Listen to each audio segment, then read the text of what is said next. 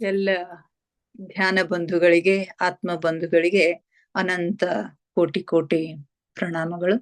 ಇಂದಿನ ಧ್ಯಾನ, ಸ್ವಾಧ್ಯಾಯ, ಸತ್ಸಂಗ ಕಾರ್ಯಕ್ರಮಕ್ಕೆ ತಮಗೆಲ್ಲರಿಗೂ ಹೃದಯ ತುಂಬಿ ಸ್ವಾಗತವನ್ನ ಕೋರ್ತಾ ಇದ್ದೇನೆ.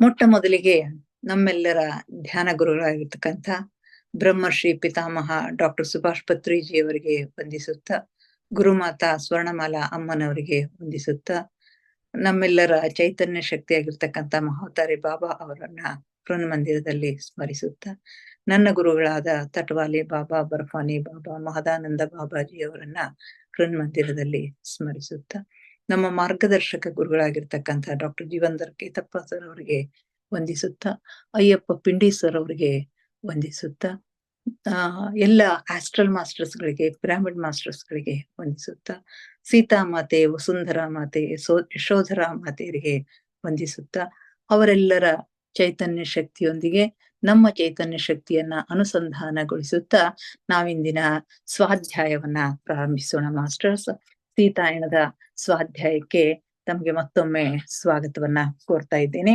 ನಾವು ಈಗ 11ನೇ ಅಧ್ಯಾಯದಲ್ಲಿ ಇದ್ದೇವೆ. ಇಲ್ಲಿ ಸೋಮಾಳ ಕಥೆ ಅಂದ್ರೆ ಈ ರಾಮ ಮತ್ತು ಸೀತೆಯರನ್ನ ಕುರಿತಂತೆ ಸೋಮ ಹಂಚಿಕೊಂಡಿರ್ತಕ್ಕಂಥ ವೃತ್ತಾಂತಗಳು ನಿನ್ನೆನ ಅಧ್ಯಾಯದಲ್ಲಿನೂ ಬಂದಿದ್ವು. ಈ ಅಧ್ಯಾಯದಲ್ಲಿನೂ ಅವೇ ಮುಂದುವರೆದಿರೋದನ್ನ ನಾವು ಕಾಣ್ತಾ ಇದ್ವಿ.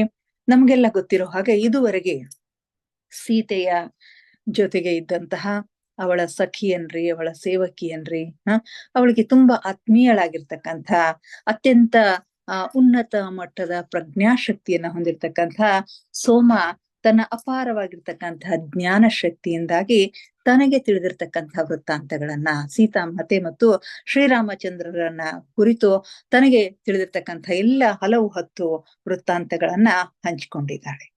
ಮಾತೆ ನಿರ್ಮಿಸಿ ಹೋಗಿರ್ತಕ್ಕಂಥ ಜ್ಯೋತಿಯ ಮುಂದೆ ಕುಳಿತು ಧ್ಯಾನಾಸಕ್ತಳಾದಾಗ ಅವಳಿಗೆ ಅವರ ಎಲ್ಲ ಸಂಗತಿಗಳು ಗೊತ್ತಾಗ್ತಾ ಇರ್ತವೆ. ಎಲ್ಲಿ ಹೋಗ್ತಾರೆ, ಏನು ಮಾತನಾಡ್ತಾ ಇದ್ದಾರೆ, ಯಾವ ಪ್ರದೇಶಕ್ಕೆ ಹೋಗ್ತಾ ಇದ್ದಾರೆ ಅನ್ನೋ ಎಲ್ಲ ಸೂಕ್ಷ್ಮಗಳು ಅವಳಿಗೆ ಗೊತ್ತಾಗ್ತಾ ಇರ್ತವೆ. ಆ ಎಲ್ಲ ವೃತ್ತಾಂತಗಳನ್ನು ಇಷ್ಟು ವರ್ಷಗಳ ನಂತರ ತಪಸ್ವಿಯಾಗಿರ್ತಕ್ಕಂಥ ಸೋಮ ಈಗ ಅವಕಾಶ ಬಂದಾಗೆಲ್ಲ ಇವುಗಳನ್ನ ಹಂಚ್ಕೊಳ್ತಾ ಇರ್ತಾಳೆ. ಈಗ ಈ ನಮ್ಮ ಅನಸೂಯ ಮತ್ತು ಅನಸೂಯಾಳ ತಾಯಿಯ ಮುಂದೆ ಈ ವೃತ್ತಾಂತಗಳನ್ನ ಹಂಚ್ಕೊಳ್ತಾಳೆ. ಈ ಅಧ್ಯಾಯದಲ್ಲಿಯೂ ಕೂಡ ಅದೇ ಮುಂದುವರೆದಿರೋದನ್ನ ನಾವು ಕಾಣ್ತಾ ಇದ್ದೀವಿ. ಇದುವರೆಗೆ ಅನಸೂಯ ಮತ್ತು ಅವಳ ತಾಯಿ ಸೋಮಾಳಿಂದ ತಿಳಿದುಕೊಂಡಿರ್ತಕ್ಕಂಥ ವಿಷಯಗಳನ್ನೆಲ್ಲ ಮರಳಿ ಋಷಿಗಳ ಆಶ್ರಮಕ್ಕೆ ಹೋದಾಗ ಅಲ್ಲಿ ಅವ್ರ ಎಲ್ಲ ವೃತ್ತಾಂತವನ್ನ ಕೇಳ್ತಾರ. ಅವರ ಜೊತೆಗೆ ಕೆಲವೊಂದು ವಿಷಯಗಳನ್ನ ಅವರು ಹಂಚಿಕೊಳ್ತಾರೆ ಅನ್ನೋದಕ್ಕೆ ನಾವು ನಿನ್ನೆ ಮುಗಿಸಿದ್ವಿ. ಈ ಒಂದು ಅಧ್ಯಾಯದಲ್ಲಿ ಮರುದಿವಸ ಹೀಗೆ ಮಾತನಾಡ್ತಾ ಅವರು ಸ್ವಲ್ಪ ಲೇಟ್ ಆಗಿ ನಿದ್ರೆಗೆ ಹೋಗಿರೋದ್ರಿಂದ ಮರುದಿವಸ ಅನಸೂಯಾಳಿಗೆ ಬೇಗ ಏಳ್ಲಿಕ್ಕೆ ಆಗೋದಿಲ್ಲ. ಅವಳ ತಾಯಿಯೂ ಕೂಡ ಅವಸರ ಮಾಡೋದಿಲ್ಲ. ಯಾಕಂದ್ರೆ ನಿನ್ನೆ ಬಹಳಷ್ಟು ಹೈರಾಣಾಗ್ಯದ ಅಂತ ಹೇಳಿ, ತುಂಬಾ ಸುಸ್ತಾಗಿದೆ ಅಂತ ಹೇಳಿ ಮಗಳನ್ನ ಎಬ್ಸೋದಿಲ್ಲ. ಲೇಟ್ ಆಗಿ ಎದ್ದಿರೋದ್ರಿಂದ ಅವರಿಗೆ ಆಶ್ರಮದಲ್ಲಿ ಬೆಳಗಿನ ಊಟ ಸಿಗೋದಿಲ್ಲ. ಆಶ್ರಮದಲ್ಲಿ ಏನು ಪದ್ಧತಿ ಇರ್ತದಂತಂದ್ರೆ ಬೆಳಗ್ಗೆ ಬೇಗ ಹೊರಗಡೆ ಹೋಗೋಕ್ಕಿಂತ ಮುಂಚೆ ಒಂದು ಊಟ ಇರುತ್ತೆ, ಆಮೇಲೆ ರಾತ್ರಿ ಬಂದ ತಕ್ಷಣ ಒಂದು ಊಟ ಇರುತ್ತೆ. ಹೀಗಾಗಿ ಎದ್ದು ಸಿದ್ಧರಾಗೋದು ತಡ ಆಗ್ಯದ, ನಮ್ಗೆ ಊಟ ಸಿಗ್ಲಿಕ್ಕಿಲ್ಲ ಅಂತ ಹೇಳಿ ಅವ್ರ ತಾಯಿ ಹೇಳಿದಾಗ ಅನಸೂಯ ನನಗೆ ಊಟ ಇಲ್ಲದೆ ಇದ್ರೂ ನಡೆಯುತ್ತೆ, ಹೋಗೋಣ ಅಂತ ಹೇಳಿ ಸಿದ್ಧರಾಗಿ ಸೋಮಾಳ ಗವಿಯ ಕಡೆಗೆ, ಅವಳ ಕುಟೀರದ ಕಡೆಗೆ ಹೋಗ್ತಾರೆ.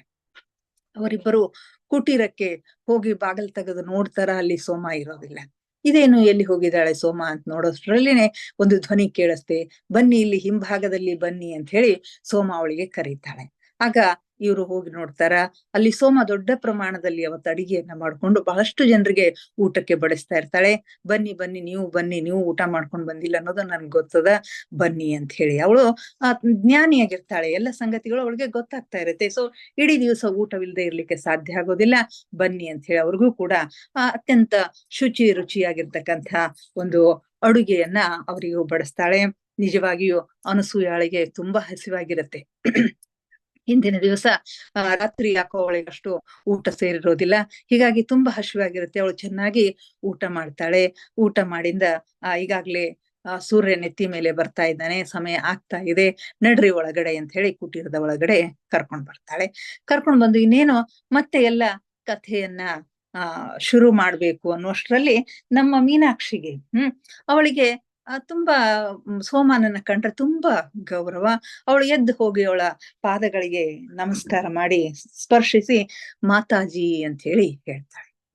ಆಗ ಅವಳ ಧ್ವನಿಯನ್ನ ಕೇಳಿದಾಗ ಸೋಮ ಅವಳ ಕೈಯನ್ನ ತನ್ನ ಕೈಯೊಳಗ ತಗೊಂಡು ಅತ್ಯಂತ ಮೃದುವಾಗಿ ಅವಳು ಹೇಳ್ತಾಳೆ, ಆಹಾ ಬೇಡ ಬೇಡ, ನೀನ್ ನನ್ನನ್ನ ಮಾತಾಜಿ ಅಂತ ಹೇಳಿ ಕರಿಬೇಡ. ನಾನು ನಿನಗೆ ಸೋಮ. ನಾನು ನಿನಗಷ್ಟೇ ಸೋಮ ಅಲ್ಲ, ಎಲ್ಲರಿಗೂ ಸೋಮ. ಮಾತಾಜಿ ಅಂತಂದ್ರೆ ನಮ್ಮೆಲ್ಲರಿಗೂ, ಅವ್ರ ತಾಯಿ ಕಡೆ ತಿರುಗಿ ನಾನು ನಿಮಗೂ ಕೂಡ ಸೋಮಾನೆ ಅಂತ ಹೇಳಿ ಹೇಳ್ತಾಳೆ. ಮತ್ತೆ ಮಾತಾಜಿ ನಮ್ಗೆಲ್ಲರಿಗೂ ಇರ್ತಕ್ಕಂಥ ಮಾತೆ ಅವಳೊಬ್ಬಳೆ, ಸೀತಾ ಮಾತೆ ಅವಳೊಬ್ಬಳೆ. ಆದ್ರಿಂದ ನನಗೆ ಕೇವಲ ಸೋಮ ಅಂತ ನೀವು ಕರೀರಿ ಅಂತ ಹೇಳಿ ಹೇಳ್ತಾಳೆ. ಆಗ ಸೋಮಾಳ ತಾಯಿ, ನಿಮ್ಮ ಭೇಟಿಯಾಗಿರೋದು, ನಿಮ್ಮ ಜೊತೆಗೆ ಮಾತನಾಡುವುದು ನಮ್ಮ ಸೌಭಾಗ್ಯ. ಈ ಎಲ್ಲ ವೃತ್ತಾಂತಗಳು ನಮಗೆ ಗೊತ್ತಾಗ್ತಾ ಇವೆ. ನಮ್ಮ ನಮ್ಮ ಹಲವು 10 ಸಮಸ್ಯೆಗಳು ನಿಮ್ಮಿಂದ ಪರಿಹಾರ ಆಗ್ತಾ ಇವೆ. ಇದು ನಮ್ಮ ಸೌಭಾಗ್ಯ ಅಂತ ಹೇಳಿದ್ರೆ, ನಿಮ್ಮ ಜೊತೆಗೆ ಸೀತಾಮಾತೆಯೊಂದಿಗಿನ ವೃತ್ತಾಂತಗಳನ್ನ ಹಂಚಿಕೊಳ್ಳುವುದು ನನ್ನ ಸೌಭಾಗ್ಯ. ಇದನ್ನ ಬಿಟ್ಟು ನನಗೆ ಬೇರೆ ಕೆಲಸ ಇಲ್ಲ. ಇದಕ್ಕಾಗಿಯೇ ಸೀತಾಮಾತೆ ನನ್ನನ್ನ ಇಲ್ಲಿ ಇರಿಸಿದ್ದಾಳೆ. ಆದ್ರಿಂದ ಅವಳೆಲ್ಲ ವೃತ್ತಾಂತವನ್ನ ನಾನು ನಿಮ್ಮ ಜೊತೆಗೆ ಹಂಚಿಕೊಳ್ತೀನಿ, ಬನ್ನಿ ಅಂತ ಹೇಳಿ ಅವಳು ಅತ್ಯಂತ ಸಂತೋಷದಿಂದ ಆ ಕಥೆಯನ್ನ ಮುಂದುವರಿಸ್ತಾಳೆ. ಈಗಾಗ್ಲೇ ಶ್ರೀರಾಮ ಮತ್ತು ಸೀತೆಯರು ಚಿತ್ರಕೂಟದಲ್ಲಿ ಅತ್ರಿ ಮಹರ್ಷಿಗಳು ಮತ್ತು ಅನಸೂಯ ಮಾತೆಯರ ಆಶ್ರಮದಲ್ಲಿ ಇರ್ತಾರೆ. ಅಲ್ಲಿ ಕೆಲವು ದಿವಸ ತಂಗಿಯಾದ ನಂತರ ಅವರು, ಇನ್ನು ಮುಂದೆ ನಿಮ್ಮ ಪ್ರಯಾಣ ದಂಡಕಾರಣ್ಯಕ್ಕೆ ಆಗ್ಲಿ, ಗೋದಾವರಿ ತಟದಲ್ಲಿ ಇರ್ತಕ್ಕಂಥ ದಂಡಕಾರಣ್ಯಕ್ಕೆ ನಿಮ್ಮ ಪ್ರಯಾಣ ಸಾಗಲಿ. ಯಾಕಂದ್ರೆ ಅಲ್ಲಿ ನಿಮ್ಮ ಅವಶ್ಯಕತೆ ಬಹಳಷ್ಟಿದೆ. ಅಲ್ಲಿ ಅರಣ್ಯದಲ್ಲಿ ಋಷಿ ಮುನಿಗಳಿಗೆ ತುಂಬಾ ತೊಂದರೆ ಆಗ್ತಾ ಇದೆ. ಅಲ್ಲಿ ದುಷ್ಟ ಶಕ್ತಿಗಳು ಬಹಳಷ್ಟು ಕಾಟವನ್ನ ಕೊಡ್ತಾ ಇದ್ದಾವೆ. ಹೀಗಾಗಿ ಅಲ್ಲಿ ನಿಮ್ಮ ಅವಶ್ಯಕತೆ ಇದೆ. ಮುಂದೆ ಅತ್ತ ಕಡೆಗೆ ನಿಮ್ಮ ಪ್ರಯಾಣ ಸಾಗಲಿ ಅಂತ ಹೇಳಿ ಅತ್ರಿ ಮಹರ್ಷಿಗಳು ಮತ್ತು ಅನಸೂಯ ಮಾತೆಯರು ಹೇಳ್ತಾರೆ.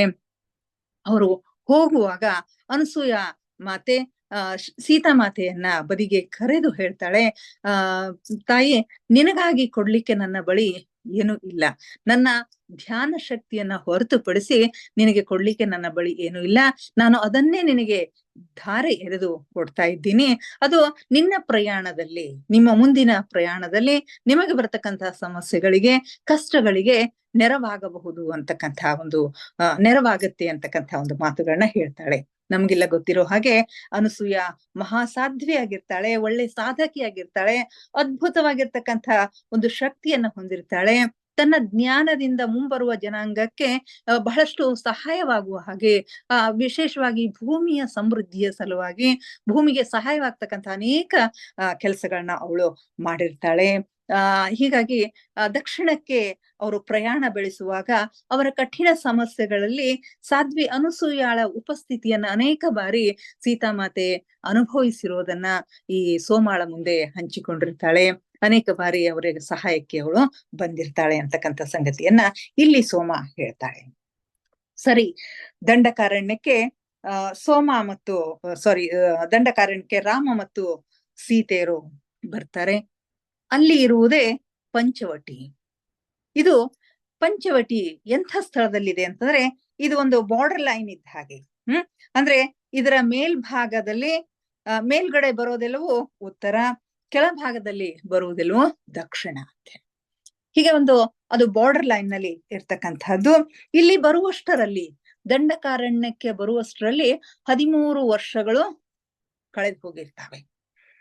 13 ವರ್ಷ, ಇನ್ನೇನು 1 ವರ್ಷ ಮಾತ್ರ ಉಳಿದಿರುತ್ತೆ. ಕೆಲವು ಋಷಿ ಮುನಿಗಳು ಇವರಿಗೆ ಹೇಳಿರ್ತಾರೆ, ರಾಮ ಸೀತೆಯವರಿಗೆ ಹೇಳಿರ್ತಾರೆ, ನಿಮ್ಮ 13 ವರ್ಷಗಳು ಅನಾಯಾಸವಾಗಿ ಯಾವ ತೊಂದರೆಗಳು ಇಲ್ಲದೇನೆ ಕಳೀತವೆ. ಆದ್ರೆ ಕೊನೆಯ 1 ವರ್ಷ ಮಾತ್ರ ನೀವು ತುಂಬಾ ಎಚ್ಚರಿಕೆಯಿಂದ ಇರಬೇಕು. ಕೊನೆಯ 1 ವರ್ಷ ನಿಮಗಷ್ಟು ಚೆನ್ನಾಗಿಲ್ಲ. ಹೀಗಾಗಿ ಆ ವರ್ಷವನ್ನ ನೀವು ತುಂಬಾ ಎಚ್ಚರಿಕೆಯಿಂದ ನೀವು ಕಳಿಬೇಕಾಗ್ತದ ಅಂತ ಹೇಳಿ ಹೇಳ್ತಾಳೆ. ಈ ಮಾತನ್ನ ಸೀತಾಮಾತೆ ನೆನಪಿಸ್ಕೊಳ್ತಾಳೆ. ಇನ್ನೇನೋ 13 ವರ್ಷಗಳಾದ್ವು, ಇನ್ನು 1 ವರ್ಷ ಆದ್ರೆ ನಾವು ಮರಳಿ ಹೋಗ್ತೀವಿ ಅಂತಕ್ಕಂಥ ಸಂತೋಷದ ಸಂಗತಿಯನ್ನು ನೆನಪಿಸ್ಕೊಳ್ಳುವುದರ ಜೊತೆಗೆ ಈ 1 ವರ್ಷ ಏನು ಕಷ್ಟಗಳು ಬರ್ತಾವೋ, ಏನು ತೊಂದರೆಗಳು ಬರ್ತಾವೋ, ಏನನ್ನ ನಾವು ಅನುಭವಿಸ್ಬೇಕು ಅಂತಕ್ಕಂಥ ಒಂದು ವಿಚಾರವೂ ಕೂಡ ಅವಳಲ್ಲಿ ಬರುತ್ತೆ. ಹೀಗೆ ದಿನ ಕಳೀತಾ ಇರುತ್ತೆ. ಆ ಪಂಚವಟಿಯ ತಾಣದಲ್ಲಿ, ಗೋದಾವರಿಯ ದಡದಲ್ಲಿ ಪ್ರಕೃತಿ ಅದ್ಭುತವಾಗಿ ಇರ್ತಾಳೆ. ಗೋದಾವರಿ ನದಿಯ ತಟದಲ್ಲಿ ಗಿಡ ಮರ, ಅಲ್ಲಿಯ ಪ್ರಕೃತಿ ಕಣ್ಣಿಗೆ ಹಬ್ಬ. ಅಷ್ಟು ಸುಂದರವಾಗಿರ್ತಕ್ಕಂಥ ಪ್ರಕೃತಿ ಇರುತ್ತೆ. ಆದರೂ ಕೂಡ ರಾಮ ಸೀತೆಯರಿಗೆ ಅಲ್ಲಿ ಏನೋ ಒಂದು ಅಭಾವ, ಏನೋ ಸರಿ ಇಲ್ಲ ಅಂತಕ್ಕಂಥ ಒಂದು ಆಭಾಸ ಅವರಿಗೆ ಆಗ್ತಾ ಇರುತ್ತೆ. ಎಲ್ಲನೂ ಚೆನ್ನಾಗಿದೆ, ಆದರೂ ಕೂಡ ಏನೋ ಕೊರತೆ ಅಲ್ಲಿ ಕಂಡು ಬರ್ತಾ ಇದೆ. ಕೆಲವು ಸಾರಿ ಧ್ಯಾನಿಗಳಿಗೆ ಕೆಲವೊಂದು ಪ್ರದೇಶಗಳಿಗೆ ಹೋಗಿದ್ರೆ ಹಾಗನ್ನಿಸ್ತಾ ಇರುತ್ತೆ. ಅವ್ರಿಗೇನೋ ಒಂದು ಅಜ್ಞಾತ ಶಕ್ತಿ, ಆ ಕಣ್ಣಿಗೆ ಕಾಣದೇ ಇರ್ತಕ್ಕಂಥ ಒಂದು ಶಕ್ತಿ ಏನನ್ನೋ ಹೇಳಲಿಕ್ಕೆ ಪ್ರಯತ್ನವನ್ನ ಮಾಡ್ತಾ ಇರುತ್ತೆ. ಆ ರೀತಿಯ ಒಂದು ಆಭಾಸ ಇವ್ರಿಗೂ ಕೂಡ ಇಲ್ಲಿ ಆಗ್ತಾ ಇರುತ್ತೆ. ಅಲ್ಲಿ ಏನು ಸರಿ ಇರೋದಿಲ್ಲ ಅನ್ನೋದನ್ನ ನಾವು ಮುಂದೆ ತಿಳ್ಕೊತೀವಿ. ಹೀಗೆ ಅಲ್ಲಿ ಪಂಚವಟಿಯ ಸಮೀಪ ಬಂದು ಗೋದಾವರಿಯ ತಟದಲ್ಲಿ ಒಂದು ಕುಟೀರವನ್ನ ಮಾಡಿಕೊಂಡು ರಾಮ ಸೀತೆ ಲಕ್ಷ್ಮಣನೊಂದಿಗೆ ವಾಸ ಮಾಡ್ಲಿಕ್ಕೆ ಶುರು ಮಾಡ್ತಾರೆ. ಆಗ ಅವರ ಭೇಟಿಗಾಗಿ ಅಲ್ಲಿ ಸುತ್ತಮುತ್ತಲು ಇರ್ತಕ್ಕಂತಹ ಗುರುಕುಲದವರು ಬರ್ತಾರೆ, ಋಷಿ ಮುನಿಗಳು ಬರ್ತಾರೆ, ಹಳ್ಳಿಯ ಜನರು ಬರ್ತಾರೆ. ಬಂದು ತಮ್ಮೆಲ್ಲ ಅಹವಾಲುಗಳನ್ನ, ತಮ್ಮೆಲ್ಲ ಕಷ್ಟಗಳನ್ನ ಅವ್ರು ಹೇಳ್ಕೊಳ್ತಾರೆ. ನೀವು ಬಹಳಷ್ಟು ಸರಿಯಾದ ಸಮಯಕ್ಕೆ ಬಂದಿರಿ, ನಾವು ತುಂಬಾ ಕಷ್ಟದಲ್ಲಿದ್ದೀವಿ. ಇಲ್ಲಿ ಪ್ರಕೃತಿಯ ಒಂದು ವಿಕೋಪ, ಬಹಳಷ್ಟು ಪ್ರಕೃತಿ ವಿಕೋಪದಲ್ಲಿದೆ. ಇಲ್ಲಿ ಏನೋ ಸರಿಯಾಗಿಲ್ಲ, ನಮಗೆ ತುಂಬಾ ತೊಂದರೆ ಆಗ್ತಾ ಇದೆ. ಅದು ವಿಶೇಷವಾಗಿ ದಕ್ಷಿಣದಿಂದ ಬಂದಿರತಕ್ಕಂತಹ ರಾವಣನಿಂದ, ಆತನ ಸೈನಿಕರಿಂದ, ಆ ರಾಕ್ಷಸರಿಂದ ನಮಗೆ ದಿನನಿತ್ಯ ತೊಂದರೆ ಆಗ್ತಾ ಇದೆ. ನಮಗೆ ಬದುಕುವುದು ಸಾಧ್ಯವಾಗಿದೆ, ಬದುಕಲಿಕ್ಕೆ ಸಾಧ್ಯನೇ ಆಗ್ತಾ ಇಲ್ಲ ಅಂತಕ್ಕಂಥ ಸಂಗತಿಗಳನ್ನ ರಾಮನ ಮುಂದೆ ಹಂಚಿಕೊಳ್ತಾರೆ. ಆಗ ರಾಮ ಕೇಳ್ತಾನೆ, ಋಷಿ ಮುನಿಗಳು ನೀವೆಲ್ಲ ಸಾಕಷ್ಟು ಶಕ್ತಿಯನ್ನ ಉಳ್ಳವರಾಗಿದ್ದೀರಿ, ನಿಮಗೂ ಕೂಡ ತೊಂದರೆ ಆಗ್ತಾ ಇದೆ ಅಂತ ಕೇಳ್ತಾನೆ. ಹೌದು, ನಮ್ಮ ಶಕ್ತಿಯ ಉಪಯೋಗ ಇಲ್ಲೇನೋ ಆಗ್ತಾ ಇಲ್ಲ. ಅವನು ರಾವಣ ತುಂಬಾ ಸಶಕ್ತನಾಗಿದ್ದಾನೆ ಅಂತ ಹೇಳಿ ಅವ್ರು ಹೇಳ್ತಾರೆ. ಆಗ ರಾಮನಿಗೆ ಅನಿಸುತ್ತೆ, ನಾವು ರಾಮನ ಒಂದು ರಾವಣನ ಒಂದು ಪ್ರದೇಶದಲ್ಲಿ ಬಂದಿದ್ದೇವೆ, ನಾವು ಕೂಡ ಎಚ್ಚರಿಕೆಯಿಂದ ಇರಬೇಕಾಗಿದೆ ಅಂತಕ್ಕಂಥ ಒಂದು ಮುಂದುವರಣೆಯನ್ನ ಅವನು ಅನ್ಕೊಳ್ತಾನೆ. ಹೀಗೆ ಇಲ್ಲಿ ಇಲ್ಲಿಯವರೆಗೆ ನಾವು ಬಂದಿದ್ದು ಒಂದಾಯ್ತು, ಈಗ ನಾವು ತುಂಬಾ ಎಚ್ಚರದಿಂದ ಇರಬೇಕಾಗುತ್ತೆ ಅಂತ ಹೇಳ್ತಾರೆ. ಈಗ ರಾವಣನಿಂದ ನಿಮ್ಗೆ ಏನು ಅಷ್ಟು ತೊಂದರೆ ಆಗ್ತಾ ಇದೆ ಅನ್ನೋದನ್ನ ರಾಮ ಕೇಳ್ತಾನೆ. ಆಗ ರಾವಣ ತುಂಬಾ ಮಹಾದೇವನ ಭಕ್ತ, ಸಾಕಷ್ಟು ಮಂತ್ರಗಳನ್ನ, ಸಿದ್ಧಿಗಳನ್ನ, ಸಾಧನೆಗಳನ್ನ ಅವನು ಮಾಡಿರ್ತಾನೆ. ಆ ಈ ಸಂಸ್ಕೃತದ ಮಂತ್ರಗಳು ಹೇಗಿರ್ತಾವ ಅಂತಂದ್ರೆ, ಅವುಗಳ ಉಚ್ಚಾರವನ್ನ ನಾವು ಸ್ಪಷ್ಟವಾಗಿ ಕರೆಕ್ಟ್ ಆಗಿ ಆ ಉಚ್ಚಾರವನ್ನ ಮಾಡಬೇಕು. ಅಲ್ಲೇನಾದ್ರೂ ತಪ್ಪಾಯ್ತು ಅಂತಂದ್ರೆ ಅಲ್ಲಿ ಅರ್ಥಕ್ಕೆ ಅನರ್ಥವಾಗ್ತಕ್ಕಂಥ ಒಂದು ಸಾಧ್ಯತೆ ಇರುತ್ತೆ. ಇಲ್ಲಿ ರಾವಣ ಮಾಡ್ತಾ ಇರೋದು ಅದನ್ನೇ. ಮಂತ್ರಗಳನ್ನ, ತಾನು ಕಲಿತಿರ್ತಕ್ಕಂಥ ಮಂತ್ರಗಳನ್ನ ತಪ್ಪಾಗಿ ಉಚ್ಚಾರಣೆಯನ್ನ ಮಾಡ್ತಾ ಇರ್ತಾನೆ. ಅದರಿಂದಾಗಿ ಪ್ರಕೃತಿಯ ಮೇಲೆ ಕೆಟ್ಟ ಪರಿಣಾಮಗಳು ಉಂಟಾಗ್ತಾ ಇರ್ತವೆ, ಪ್ರಕೃತಿಯ ವಿಕೋಪಗಳಾಗ್ತಾ ಇರುತ್ತೆ. ಹೀಗಾಗಿ ಎಲ್ಲೆಲ್ಲಿ ನೋಡಿದ್ರು ಅಲ್ಲಿ ಒಂದು ರೀತಿಯ ಅಸಮಾಧಾನ, ದುಃಖ ಅಲ್ಲಿ ಕಾಣ್ತಾ ಇರುತ್ತೆ. ಈಗ ಮತ್ತು ಈ ರಾವಣನ ಸೇನಾಪತಿಗಳು ಅದನ್ನ ಒಂದು ಸೆಂಟ್ರಲ್ ಪ್ಲೇಸ್ ಅನ್ನಾಗಿ ಮಾಡ್ಕೊಂಡಿರ್ತಾರೆ. ಯಾರಾದ್ರೂ ವಿರೋಧ ಮಾಡಿದ್ರು ಅಂತಂದ್ರೆ ಅವ್ರಿಗೆ ತುಂಬಾ ತೊಂದರೆಯನ್ನ ಕೊಡ್ತಾ ಇರ್ತಾರೆ. ಅಲ್ಲಿರ್ತಕ್ಕಂಥ ನೀರಿನ ಮೂಲಗಳನ್ನೆಲ್ಲ ಬತ್ತಿಸಿ ಬಿಡ್ತಾ ಇರ್ತಾನೆ. ಅರಣ್ಯದಲ್ಲಿರ್ತಕ್ಕಂಥ ಪ್ರಾಣಿಗಳಿಗೆ ತೊಂದರೆಯನ್ನ ಕೊಡ್ತಾ ಇರ್ತಾರೆ, ಮಹಿಳೆಯರಿಗೆ ತೊಂದರೆಯನ್ನ ಕೊಡ್ತಾ ಇರ್ತಾರೆ. ಈ ಎಲ್ಲ ದುಃಖಗಳನ್ನ ಅವರು ತೋಡ್ಕೊಳ್ತಾರೆ. ಇದೆಲ್ಲವನ್ನ ಕೇಳಿದಾಗ ಸೀತಾಮಾತೆ ಇಷ್ಟೆಲ್ಲ ತೊಂದರೆಯನ್ನ ರಾವಣ ಕೊಡ್ತಾ ಇದ್ದಾನ ಅಂತ ಹೇಳಿ ಅಂತಾಳೆ. ಅವಳಿಗೂ ಅವನ ನೆನಪಾಗತ್ತೆ. ಯಾಕಂದ್ರೆ ರಾವಣ ಹಿಂದೊಂದು ಸಾರಿ ಮಿಥಿಲೆಗೆ ಬಂದಿರ್ತಾನೆ. ಒಂದು ಧನಸ್ಸು, ಸೀತೆಯ ಒಂದು ಸ್ವಯಂವರದ ಸಲುವಾಗಿ ಇಟ್ಟಿರ್ತಕ್ಕಂಥ ಒಂದು ಶಿವಧನಸ್ಸು ಏನಿರ್ತದಲ್ಲ, ಶಿವಧನಸ್ಸು ನನಗೆ ಬೇಕು ಅಂತಕ್ಕಂಥ ಅಪೇಕ್ಷೆಯನ್ನು ಇಟ್ಟು ಅಲ್ಲಿ ಮಿಥಿಲೆಗೆ ಬಂದಿರ್ತಾನೆ. ಆಗ ಅವನು ಇಷ್ಟು ಸಶಕ್ತನಾಗಿರೋದು, ಅಂದ್ರೆ ಇಷ್ಟು ಮಂತ್ರಗಳ ಪ್ರಾವೀಣ್ಯತೆ ಆಗ ಅವನಿಗೆ ಇರೋದಿಲ್ಲ. ಏನೋ ಅಪಮಾನವಾಗಿ ಮರಳಿ ಬರ್ತಾನೆ.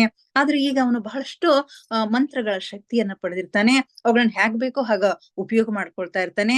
ತನ್ನಲ್ಲಿ ಇರ್ತಕ್ಕಂಥ ಶಕ್ತಿಯನ್ನ ಅವನು ದುರುಪಯೋಗ ಮಾಡ್ಕೊಳ್ತಾ ಇದ್ದಾನೆ. ಅದನ್ನ ಒಳ್ಳೆಯದಕ್ಕೆ ಅವನು ಬಳಸ್ತಾ ಇಲ್ಲ, ಅದನ್ನ ದುರುಪಯೋಗ ಮಾಡ್ಕೊಳ್ತಾ ಇರ್ತಾನೆ. ಹೀಗಾಗಿ ದುಷ್ಪರಿಣಾಮಗಳು ಇಲ್ಲಿ ಉಂಟಾಗ್ತಾ ಇರ್ತವೆ. ಈ ಸಂಗತಿಯನ್ನ ಕೇಳಿದಾಗ ಶ್ರೀರಾಮ ಮತ್ತು ಸೀತೆಯರು ಚಿಂತೆಗೆ ಒಳಗಾಗ್ತಾರೆ. ಆಗ ರಾಮ ಹೇಳ್ತಾನೆ, ನಾವು ಕೂಡ ಎಚ್ಚರಿಕೆಯಿಂದ ಇರಬೇಕು, ಇಲ್ಲಿಯವರೆಗೆ ಇದ್ದಿದ್ದು ಬೇರೆ, ಇನ್ನು ಮುಂದೆ ನಾವು ತುಂಬಾ ಜಾಗರೂಕರಾಗಿ ಇರಬೇಕು ಅಂತ ಸೀತಾಮಾತೆಗೂ ಹೇಳ್ತಾನೆ. ನೀನು ಎಲ್ಲಿ ಬೇಕಲ್ಲಿ ಗಿಡ ಮೂಲಿಕೆಗಳನ್ನ ಹುಡುಕಿಕೊಂಡು ಒಬ್ಬಳೇ ಹೋಗ್ಬೇಡ, ನಾವ್ ಯಾರಾದ್ರೂ ನಿನ್ನ ಜೊತೆಗೆ ಇದ್ದಾಗ ಮಾತ್ರ ಹೊರಗಡೆ ಹೋಗು ಅಂತ ಹೇಳ್ತಾರೆ. ಲಕ್ಷ್ಮಣನಿಗೂ ಕೂಡ ಎಚ್ಚರಿಕೆಯಿಂದ ಇರ್ಲಿಕ್ಕೆ ಹೇಳ್ತಾನೆ.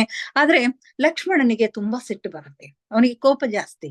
ಇಷ್ಟೆಲ್ಲ ತೊಂದರೆಯನ್ನ ಕೊಡ್ತಕ್ಕಂಥವನನ್ನ ನಾವ್ ಯಾಕೆ ಬಿಡ್ಬೇಕು, ಅವನ ಮೇಲೆ ದಾಳಿ ಮಾಡೋಣ, ಯುದ್ಧ ಮಾಡೋಣ, ಅವನನ್ನ ಸಂಹರಿಸಿ ಬಿಡೋಣ ಅಂತ ಹೇಳಿ ಸಿದ್ಧನಾಗ್ತಾನೆ. ಆಗ ರಾಮ ಹೇಳ್ತಾನೆ, ಲಕ್ಷ್ಮಣ ಶಾಂತನಾಗು ಅಂತ ಹೇಳಿ. ಲಕ್ಷ್ಮಣ ಶಾಂತನಾಗು, ಸಮಯ ಬಂದಾಗ ಮಾರ್ಗವು ತನ್ನಷ್ಟಕ್ಕೆ ತಾನೇ ಬಹಿರಂಗಗೊಳ್ಳುತ್ತದೆ. ಈ ರಾವಣನು ದೇವತೆಗಳ ಮೇಲೆ ನಿಯಂತ್ರಣವನ್ನು ಹೊಂದಿರಬಹುದು, ಆದರೆ ಯಾರು ಸ್ವತಃ ರಾವಣನು ಕೂಡ ಕರ್ಮ ಸಿದ್ಧಾಂತದ ಕಾರ್ಯಕಾರಣ ಪರಿಣಾಮಗಳನ್ನು ತಡೆಯಲು ಸಾಧ್ಯವಿಲ್ಲ. ರಾವಣನು ದೇವತೆಗಳ ಮೇಲೆ ನಿಯಂತ್ರಣವನ್ನ ಹೊಂದಿರಬಹುದು, ಆದರೆ ಯಾರು ಕರ್ಮ ಸಿದ್ಧಾಂತದ ಕಾರ್ಯಕಾರಣ ಪರಿಣಾಮಗಳನ್ನ ತಡಿಲಿಕ್ಕೆ ಸಾಧ್ಯ ಇಲ್ಲ. ರಾವಣನು ಕೂಡ ಇದರಿಂದ ಹೊರತಾಗಿಲ್ಲ. ಅವನು ಮಾಡಿದ ಹಾನಿಯು ಅವನಿಗೆ ಹಿಂತಿರುಗಿ ಬರುತ್ತೆ. ಅವನು ತನ್ನ ವಿನಾಶವನ್ನ ತಾನೇ ತಂದುಕೊಳ್ಳುತ್ತಾನೆ. ಅವನೀಗ ತನ್ನದೇ ಸಾವಿಗಾಗಿ ಬೀಜಗಳನ್ನು ಬಿತ್ತಿಕೊಳ್ಳುತ್ತಿದ್ದಾನೆ. ಆದ್ದರಿಂದ ಸಮಯ ಬರುವವರೆಗೆ ಶಾಂತನಾಗು, ನಾವು ಸ್ವಲ್ಪ ವೇಟ್ ಮಾಡೋಣ, ಬಹಳಷ್ಟು ಅವಸರ ಮಾಡೋದು ಬೇಡ, ಕಾರಣಕ್ಕಾಗಿ ನಾವು ಕಾಯಬೇಕಾಗಿದೆ ಅಂತ ಹೇಳಿ ಹೇಳ್ತಾನೆ. ಆಗ ಲಕ್ಷ್ಮಣನು ಕೂಡ ಆ ಮಾತುಗಳಿಗೆ ಸಮ್ಮತಿಸಿ ಸುಮ್ಮನಾಗ್ತಾನೆ. ಹೀಗೆ ಕಾಲ ಕಳೀತಾ ಇರುತ್ತೆ. ಪ್ರತಿದಿನ ಒಂದಲ್ಲ ಒಂದು ಹಳ್ಳಿಯಿಂದ ಅನೇಕ ಸಮಸ್ಯೆಗಳನ್ನ ತಗೊಂಡು ಅನೇಕ ಜನರು ಬರ್ತಾ ಇರ್ತಾರೆ, ಋಷಿ ಮುನಿಗಳು ಬರ್ತಾ ಇರ್ತಾರೆ. ಅನೇಕ ಜನ ರಾಕ್ಷಸರ ಜೊತೆಗೆ ಒಬ್ಬರಾದ ನಂತರ ಒಬ್ಬರ ಮೇಲೆ ದಾಳಿಯನ್ನ ಮಾಡ್ತಾ, ಅವರನ್ನ ಎದುರಿಸ್ತಾ, ಅವರನ್ನ ಸೋಲಿಸ್ತಾ ರಾಮ ಲಕ್ಷ್ಮಣರು ಇರ್ತಾರೆ. ಅವರು ಎಷ್ಟು ಸಶಕ್ತರಾಗಿರ್ತಾರೆ ಅಂತಂದ್ರೆ, ರಾಕ್ಷಸರು ಎಷ್ಟು ಸಶಕ್ತರಾಗಿರ್ತಾರೆ ಅಂತಂದ್ರೆ, ಅವ್ರು ಬಳಸ್ತಕ್ಕಂತ ಆಯುಧಗಳು ರಾಮ ಲಕ್ಷ್ಮಣರಿಗೂ ಕೂಡ ಹೊಸದಾಗಿರ್ತವೆ, ಅವ್ರಿಗೂ ಕೂಡ ಗೊತ್ತಿರೋದಿಲ್ಲ. ಅಷ್ಟು ಅವರು ಸಶಕ್ತರಾಗಿ ಬೆಳೆದಿರ್ತಾರೆ. ಹೀಗೆ ಅವರ ಶಕ್ತಿಯನ್ನ ತಪ್ಪು ಕೆಲಸಗಳಿಗೆ ಅವರು ಬಳಸ್ಕೊಳ್ತಾ ಇರೋದ್ರಿಂದ ಅವರ ನಾಶಕ್ಕೆ ಅವರೇ ದಾರಿ ಮಾಡಿ ಕೊಡ್ತಾ ಇದ್ದಾರೆ ಅಂತಕ್ಕಂಥ ಮಾತುಗಳು ಇಲ್ಲಿ ಕಾಣ್ತಾರೆ. ಹೀಗೆ ಹೋಗ್ತಾ ಇದ್ದಾಗ ಒಂದು ದಿವಸ ರಾಮಚಂದ್ರ ಮತ್ತು ಸೀತಾ ಮಾತೆಯರು ಅಗಸ್ತ್ಯ ಋಷಿ ಮತ್ತು ಅವರ ಪತ್ನಿ ಲೋಪಮುದ್ರೆಯರ ದರ್ಶನಕ್ಕೆ ಹೋಗ್ತಾರೆ. ಹೀಗೆ ಸಮೀಪದಲ್ಲಿನೇ ಅಗಸ್ತ್ಯ ಋಷಿಗಳು ಮತ್ತು ಅವರ ಪತ್ನಿ ಲೋಪಮುದ್ರೆಯರ ಒಂದು ಕುಟೀರ ಇದೆ ಅಂತ ಹೇಳಿ ಗೊತ್ತಾಗುತ್ತೆ. ಅವರ ದರ್ಶನಕ್ಕೆ ಹೋಗ್ತಾರೆ. ಲೋಪಮುದ್ರೆ ಮಹಾನ್ ಸಾಧಕಿಯಾಗಿರ್ತಾಳೆ, ಒಬ್ಬ ಶ್ರೇಷ್ಠ ದಾರ್ಶನಿಕಳು ಹಾಗೂ ಸ್ತುತಿಗಳನ್ನ ರಚಿಸಿರ್ತಕ್ಕಂಥವಳಾಗಿರ್ತಾಳೆ, ಸ್ತುತಿಗಳ ರಚನೆಯನ್ನ ಮಾಡಿದವಳಾಗಿರ್ತಾಳೆ. ಮತ್ತು ಅವಳು ಅದೃಶ್ಯ ಲೋಕಗಳಲ್ಲಿ ಅಸಾಧಾರಣ ಆಧ್ಯಾತ್ಮಿಕ ಶಕ್ತಿಯನ್ನ ಹೊಂದಿದವಳಾಗಿರ್ತಾಳೆ. ಸೊ ಇವರ ದರ್ಶನಕ್ಕೆ ಅಲ್ಲಿ ರಾಮ ಮತ್ತು ಸೀತೆಯರು ಹೋಗ್ತಾರೆ. ಆಗ ಇವರನ್ನ ತುಂಬಾ ಸಂತೋಷದಿಂದ ಅವರು ಸ್ವಾಗತಿಸ್ತಾರೆ. ಪರಿಸ್ಥಿತಿ ಏನಿದೆ ಅನ್ನೋದು ಅವರಿಗೆ ಗೊತ್ತಿರುತ್ತೆ. ಆಗ ಅವರು ಈ ಅಗಸ್ತ್ಯ ಋಷಿಗಳು ಮತ್ತು ಲೋಪಮುದ್ರೆಯರು ಅನೇಕ ಮಂತ್ರಗಳನ್ನ ಅವರು ಸಿದ್ಧ ಮಾಡ್ತಾ ಇರ್ತಾರೆ. ಆಗ ಇವ್ರಿಗೆ ಕೆಲವೊಂದು ಮಂತ್ರಗಳನ್ನ ಇವ್ರಿಗೆ ಹೇಳ್ಕೊಡ್ತಾರೆ. ಅನೇಕ ಮಂತ್ರಗಳು ಈಗ ನಿಷ್ಫಲವಾಗುತ್ತಿವೆ ಅಂತ ಹೇಳ್ತಾರ ಅವರು.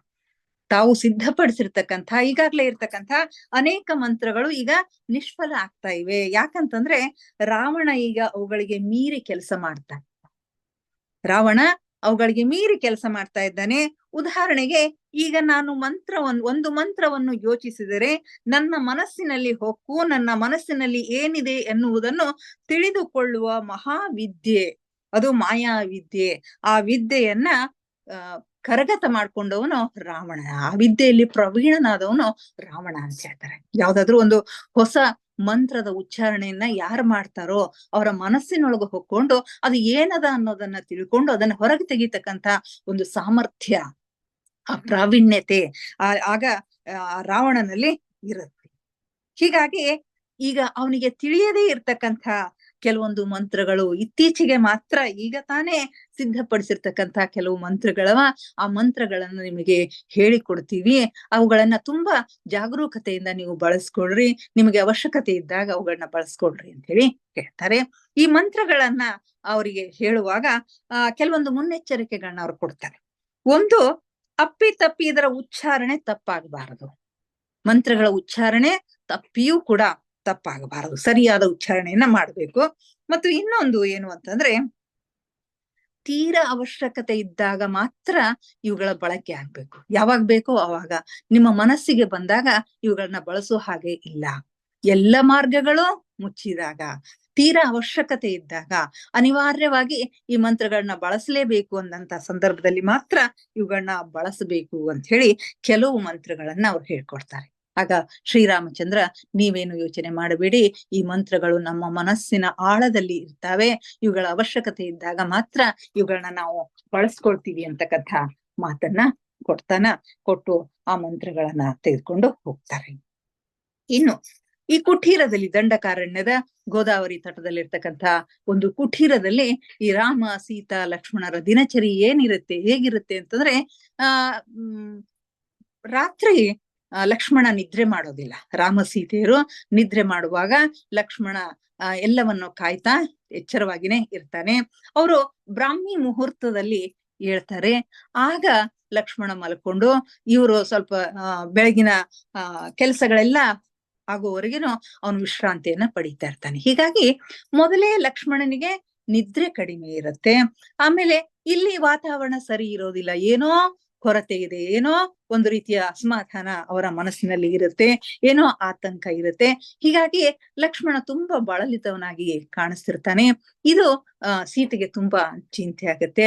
ಅವಳ ನಿದ್ರೆಗಾಗಿ, ಅವನು ಸುಖವಾಗಿ ಎಷ್ಟು ಮಲ್ಕೋತಾನೋ ಅಷ್ಟು ಸುಖವಾಗಿ ನಿದ್ರೆ ಮಾಡ್ಲಿ ಅಂತಕ್ಕಂಥ ದೃಷ್ಟಿಯಿಂದ ಹಲವಾರು ಗಿಡಮೂಲಿಕೆಗಳನ್ನ ತಂದು ಅವನಿಗೆ ಕಷಾಯ ಮಾಡಿ ಕೊಡ್ಲಿಕ್ಕೆ ಅವಳು ವಿಚಾರ ಮಾಡ್ತಾಳೆ. ಹೀಗೆ ಗಿಡಮೂಲಿಕೆಗಳನ್ನ ಹುಡುಕಿಕೊಂಡು ಗೋದಾವರಿ ನದಿಯ ತಟದಲ್ಲಿ ಸೀತಾಮಾತೆ ಹೋಗ್ತಾ ಇರ್ತಾಳೆ. ಅಲ್ಲಿ ಅವಳಿಗೆ ಬೇಕಾಗಿರ್ತಕ್ಕಂಥ ಮೂಲಿಕೆಗಳು ಸಿಗೋದಿಲ್ಲ. ಆಗ ನದಿ ದೇವತೆ ಗೋದಾವರಿ ಅವಳಿಗೆ ಸಹಾಯ ಮಾಡ್ತಾಳೆ. ಇಲ್ಲಿ ತನ್ನದೇ ಆಗಿರ್ತಕ್ಕಂಥ ಒಂದು ಉಪನದಿ, ಟ್ರಿಬ್ಯೂಟರಿ ಅಂತ ಏನಂತೀವಲ್ಲ, ಉಪನದಿ ಸಹಚರಳಾಗಿ ಇನ್ನೊಂದು ನದಿ ಹರಿತಾ ಇರುತ್ತೆ. ಅಲ್ಲಿ ನಿನಗೆ ಬೇಕಾಗಿರ್ತಕ್ಕಂಥ ಗಿಡಮೂಲಿಕೆಗಳು ಸಿಗ್ತಾವೆ ಅಂತ ಹೇಳಿ ತಾನೇ ಸ್ವತಃ ಬಂದು ಆಳವಾಗಿ ಇಲ್ಲದೆ ಇರ್ತಕ್ಕಂತಹ ಪ್ರದೇಶಗಳಲ್ಲಿ ಕರ್ಕೊಂಡು ಹೋಗ್ತಾಳೆ. ಅಲ್ಲಿ ಸೀತಾಮಾತೆಗೆ ಬೇಕಾಗಿರ್ತಕ್ಕಂಥ ಗಿಡಮೂಲಿಕೆಗಳು ಸಿಗ್ತಾವೆ. ಆ ಮೂಲಿಕೆಗಳನ್ನೆಲ್ಲ ತೆಗೆದುಕೊಂಡು ಬಂದು ಇನ್ನೇನು ಕಷಾಯ ಮಾಡಿ ಲಕ್ಷ್ಮಣ್ಗೆ ಕುಡಿಸ್ಬೇಕು ಅಂತ ಹೇಳಿ ಅವಳು ಬರ್ತಾ ಇರ್ತಾಳೆ. ಬರುವಾಗ ದಾರಿಯಲ್ಲಿ ಒಂದು ಹೆಣ್ಣು ಮಗಳ ಆರ್ತಧ್ವನಿ ಸೀತಾಮಾತೆಗೆ ಕೇಳತ್ತೆ. ಅದು ಅವಳೇನೋ ಅಳತಾ ಇದ್ದಾಳೋ ಅಥವಾ ಹಾಡ್ತಾ ಇದ್ದಾಳೋ ಏನೋ ಅವಳಿಗ ಅರ್ಥ ಆಗೋದಿಲ್ಲ. ಒಟ್ಟಿನಲ್ಲಿ ಅದು ಒಂದು ದುಃಖ ಭರಿತವಾಗಿರ್ತಕ್ಕಂಥ ಒಂದು ಧ್ವನಿಯಲ್ಲಿ ಕೇಳಿಸುತ್ತೆ. ಆ ಧ್ವನಿಯನ್ನ ಹಿಡಿದುಕೊಂಡು, ಅದರ ಜಾಡನ್ನ ಹಿಡಿದುಕೊಂಡು ಅವಳು ಬರ್ತಾಳೆ. ಅಲ್ಲಿ ಒಂದು ಕುಟೀರ ಇರುತ್ತೆ, ಪುಟ್ಟ ಸಣ್ಣದಾಗಿರ್ತಕ್ಕಂಥ ಒಂದು ಕುಟೀರ, ಹಳೆಯದಾಗಿರ್ತಕ್ಕಂಥ ಹಾಳು ಬಿದ್ದಿರ್ತಕ್ಕಂಥ ಒಂದು ಕುಟೀರ ಇರುತ್ತೆ. ಅಲ್ಲಿ ಬಂದು ನೋಡ್ತಾಳೆ ಸೀತಾಮಾತೆ. ಅಲ್ಲಿ ಒಬ್ಬ ಹೆಣ್ಣು ಮಗಳು ದುಃಖಿಸ್ತಾ ಇರ್ತಾಳೆ. ಆ ಕುಟೀರದಲ್ಲಿ ಒಂದು ಪಾರ್ವತಿ ದೇವಿಯ ಒಂದು ಮೂರ್ತಿ ಇರುತ್ತೆ. ಆ ಮೂರ್ತಿಯ ಎದುರು ತನ್ನ ದುಃಖವನ್ನ ಅವಳು ತೋಡ್ಕೊಳ್ತಾ ಇರ್ತಾಳೆ. ಸೀತಾಮಾತೆ ಅಲ್ಲೇನೆ ಬಂದು ಅವಳ ಹಿಂದೆ ಕೂಡ್ತಾಳೆ. ಇವಳು ಬಂದ ಸುಳಿವು ಅವಳಿಗೆ ಸಿಕ್ಕ ಕೂಡ್ಲೆ ಅವಳು ಹಾಡುವುದನ್ನ ನಿಲ್ಲಿಸಿ ಗಾಬರಿಯಾಗಿ ಹಿಂದೆ ಸರಿತಾಳೆ. ಅವಳಿಗೆ ಹೆದರಿಕೆ, ಯಾರು ಬಂದ್ರು ಅಂತಕ್ಕಂಥ ಹೆದರಿಕೆ. ನೀನ್ ಯಾರು, ಇಲ್ಲಿ ಯಾಕೆ ಬಂದಿ ಅಂತ ಹೇಳಿ ಕೇಳ್ತಾಳ. ಆಗ ಸೀತಾಮಾತೆ ಅವಳಿಗೆ ಸಮಾಧಾನ ಪಡಿಸಿ ಹೇಳ್ತಾಳೆ, ನಾನು ಸೀತೆ, ಶ್ರೀರಾಮಚಂದ್ರನ ಪತ್ನಿ ನಾವು ಇಲ್ಲೇ ಗೋದಾವರಿ ತಟದ ಆಚೆಯಲ್ಲಿ ಕುಟೀರವನ್ನ ಕಟ್ಕೊಂಡು ಇದ್ದೀವಿ. ನೀನು ಹೆದರ್ಬೇಕಾಗಿಲ್ಲ, ನನಗೆ ನೀನು ಹೆದರ್ಬೇಕಾಗಿಲ್ಲ ಅಂತ ಹೇಳ್ತಾ. ಆಗ ಅವಳಿಗೆ ಹೆದರಿಕೆ, ನೀನ್ ಯಾರು, ನೀನ್ ಯಾಕೆ ಬಂದಿ, ನೀನ್ ಮತ್ತೇನಾದ್ರು ಮೋಸ ಮಾಡ್ತೀಯೋ ಏನೋ ಅಂತ ಹೇಳಿ. ಯಾಕಂದ್ರೆ ಅವಳು ಆ ರೀತಿಯ ಘಟನೆಗೆ ಒಳಗಾಗಿರ್ತಾಳೆ. ಆಗ ಸೀತಾಮಾತೆ ಹೇಳ್ತಾಳೆ, ಇಲ್ಲ, ನನ್ನನ್ನು ಕಂಡ್ರೆ ನೀನು ಹೆದರ್ಬೇಕಾಗಿಲ್ಲ, ನನ್ನ ಕಣ್ಣಿನಲ್ಲಿ ಕಣ್ಣಿಟ್ಟು ನೋಡು ಅಂತ ಹೇಳ್ತಾ. ಆಗ ಹೆದರ್ಕೊಂಡೆ ಅವಳ ಕಣ್ಣಿನಲ್ಲಿ ಕಣ್ಣಿಟ್ಟು ನೋಡ್ತಾಳ. ಆಗ ಅವಳಿಗೆ ಗೊತ್ತಾಗುತ್ತೆ ಇವಳು ಸೀತಾಮಾತೆ. ಈಗಾಗ್ಲೇ ಇವರು ಬಂದಿರ್ತಕ್ಕಂಥ ವೃತ್ತಾಂತ, ಇವರ ಒಂದು ಶಕ್ತಿ ಏನಿದೆ, ಸಾಮರ್ಥ್ಯ ಏನಿದೆ ಅನ್ನೋದೆಲ್ಲ ಅಲ್ಲಿ ಸುತ್ತಮುತ್ತಲಿರ್ತಕ್ಕಂಥ ಜನರಿಗೆ ಗೊತ್ತಾಗಿರುತ್ತೆ. ಆಗ ಅವಳಿಗೆ ಪಶ್ಚಾತ್ತಾಪವಾಗಿ ಅವಳಿಗೆ ನಮಸ್ಕಾರ ಮಾಡಿ, ನನ್ನಿಂದ ತಪ್ಪಾಯ್ತು ಮಾತೆ ಅಂತ ಹೇಳಿ ಹೇಳ್ತಾಳೆ.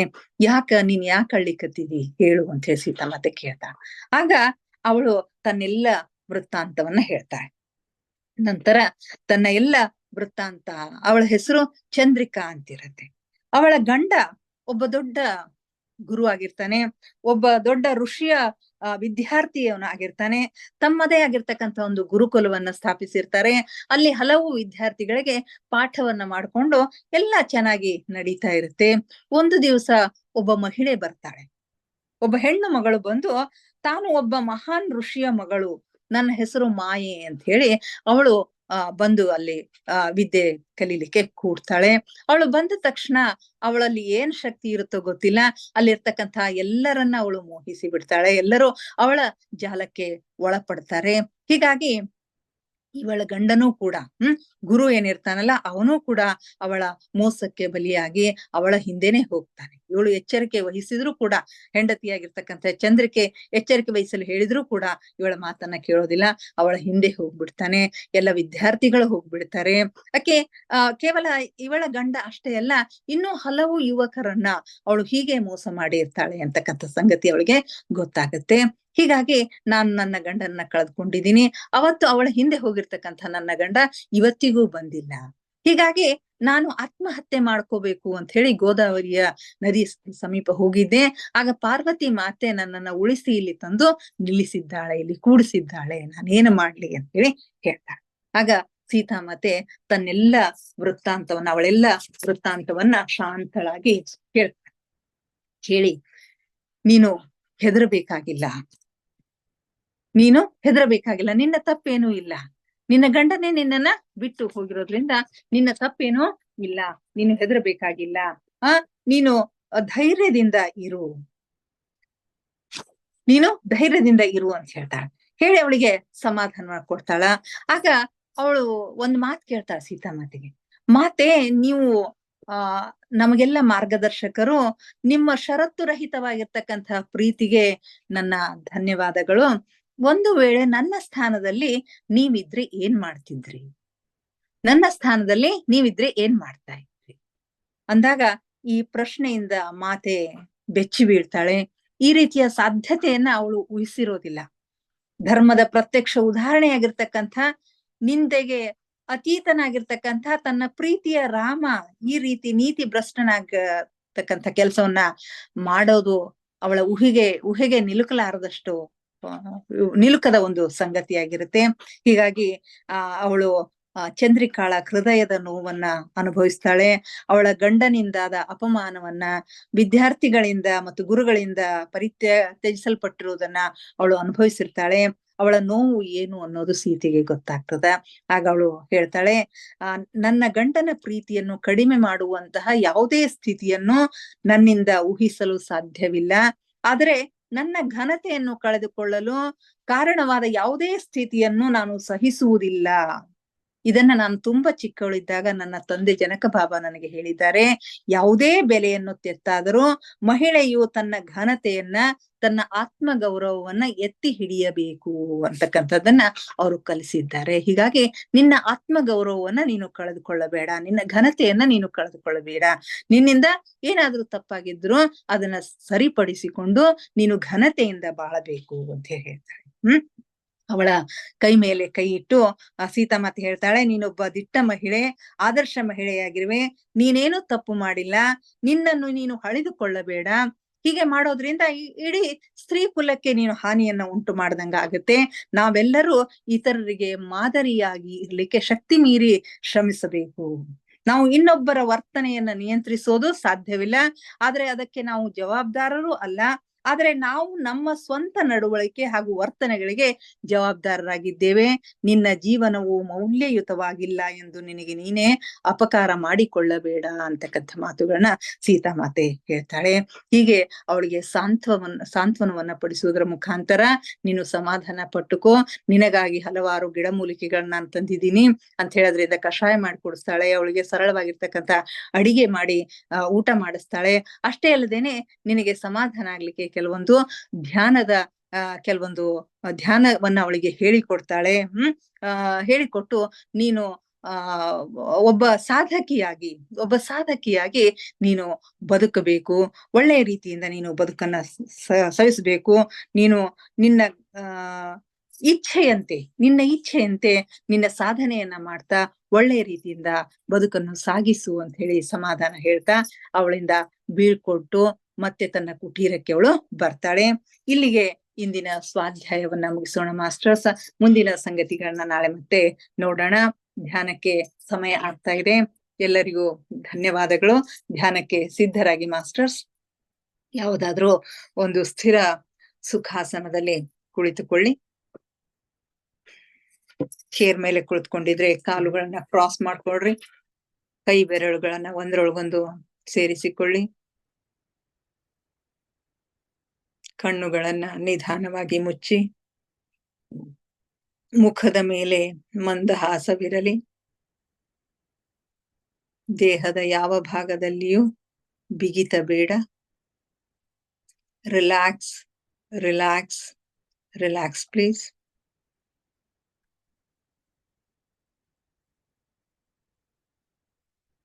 ಮೊಟ್ಟ ಮೊದಲಿಗೆ ನಮ್ಮೆಲ್ಲರ ಧ್ಯಾನ ಗುರುಗಳಾದ ಪರಮ ಪೂಜ್ಯರಾದ ಬ್ರಹ್ಮರ್ಷಿ ಪಿತಾಮಹ ಡಾಕ್ಟರ್ ಸುಭಾಷ್ ಪತ್ರಿಜಿಯವರ ಚರಣ ಕಮಲಗಳಿಗೆ ವಂದಿಸುತ್ತ, ಗುರುಮಾತಾ ಸ್ವರ್ಣಮಾಲಾ ಅಮ್ಮನವರ ಪಾದ ಕಮಲಗಳಿಗೆ ನಮಿಸುತ್ತ,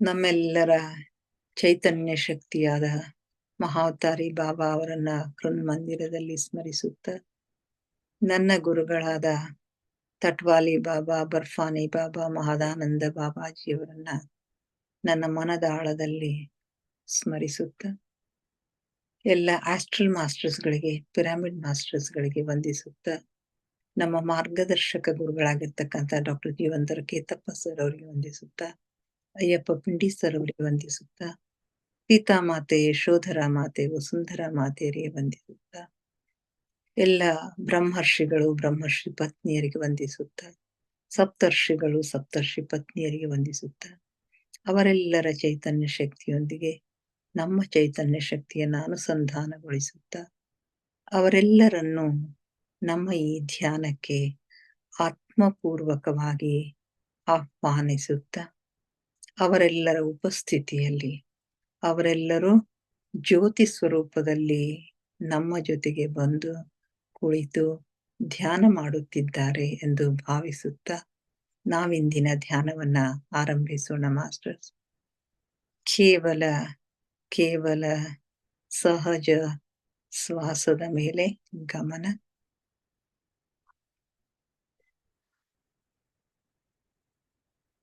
ಒಳ ಹೋಗುವ ಉಸಿರು, ಹೊರ ಬರುವ ಉಸಿರನ್ನೇ ನಿರಂತರವಾಗಿ ಏಕಧಾರೆಯಾಗಿ ಗಮನಿಸಿ ಮಾಸ್ಟರ್ಸ್. ಉಸಿರನ್ನ ಒಳಗೆ ತೆಗೆದುಕೊಂಡಾಗ ತಂಪು ಅನುಭವ, ಹೊರಗೆ ಬಿಟ್ಟಾಗ ಬಿಸಿ ಅನುಭವ ಆಗುತ್ತೆ. ಅದನ್ನ ಗಮನಿಸಿ. ಯಾವ ಆಲೋಚನೆಗಳು ಬೇಡ. ಆಲೋಚನೆಗಳು ಬಂದರೆ ಅವುಗಳನ್ನ ಬದಿಗೊತ್ತಿ ಮತ್ತೆ ಉಸಿರಿನ ಮೇಲೆ ನಿಮ್ಮ ಗಮನ ಹರಿಸಿ. ನಮ್ಮ ಉಚ್ಛ್ವಾಸ ನಿಶ್ವಾಸದ ಮಧ್ಯ ಬಿಂದು, ಅದುವೇ ಧ್ಯಾನ ಬಿಂದು, ಅದುವೇ ಆತ್ಮ ಸಾಕ್ಷಾತ್ಕಾರದ ಹೆದ್ದಾರಿ. ಅಲ್ಲಿಯೇ ನಮ್ಮ ಸಹಸ್ರಾರ ಚಕ್ರದಿಂದ ವಿಶ್ವ ಪ್ರಾಣ ಶಕ್ತಿ ಹರಿದು ನಮ್ಮೊಳಗೆ ಪ್ರವೇಶಿಸುತ್ತದೆ. ಅದುವೇ ನಮ್ಮ ಆಂತರಿಕ ಜಗತ್ತಿನ, ಒಳ ಜಗತ್ತಿನ, ಹೊರ ಜಗತ್ತಿನ, ಸೂಕ್ಷ್ಮ ಜಗತ್ತಿನ, ಮೇಲು ಜಗತ್ತಿನ ಕೀಲಿಕೈ. ಅಲ್ಲಿ ಒಂದು ಕ್ಷಣ ನಿಲ್ಲುವ ಅಭ್ಯಾಸ ಮಾಡಿ ಮಾಸ್ಟರ್ಸ್.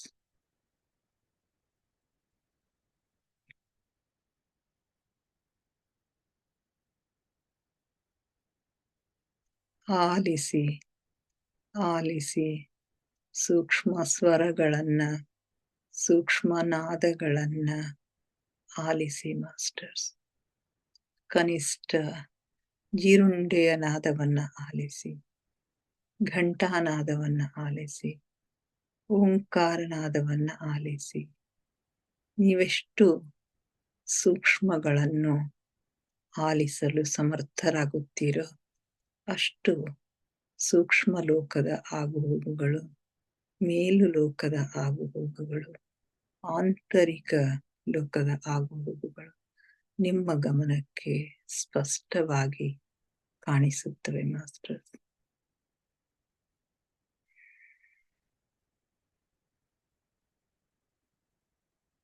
ನಾನು ದೇಹವಲ್ಲ, ನಾನು ಆತ್ಮಸ್ವರೂಪಿ. ಆತ್ಮನೆಡೆಗೆ ನನ್ನ ಪಯಣ ನಿರಂತರವಾಗಿ ಸಾಗಲಿ. ನನ್ನ ಉಸಿರೇ ನನ್ನ ಗುರು. ಉಸಿರೆಂಬ ಗುರುವಿನ ಸಹಾಯದಿಂದ ಆತ್ಮನೆಡೆಗೆ, ಪರಮಾತ್ಮನೆಡೆಗೆ ನನ್ನ ಪಯಣ ನಿರಂತರವಾಗಿ ಸಾಗುತ್ತಿರಲಿ ಮಾಸ್ಟರ್ಸ್.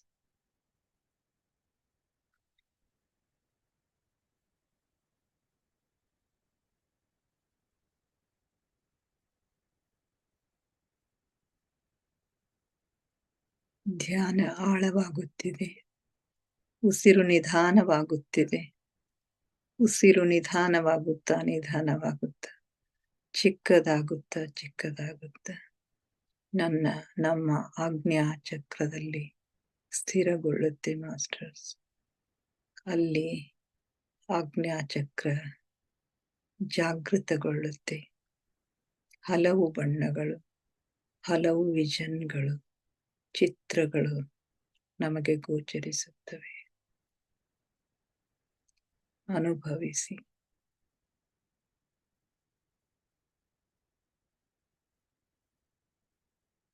ಆಳವಾದ ಧ್ಯಾನವೆಂಬ ಆಲ್ಗಡಲಿನಲ್ಲಿ ನಿಮ್ಮನ್ನು ನೀವು ಮುಳುಗಿಸಿ ಮಾಸ್ಟರ್ಸ್. ಆನಂದಿಸಿ, ಅನುಭವಿಸಿ.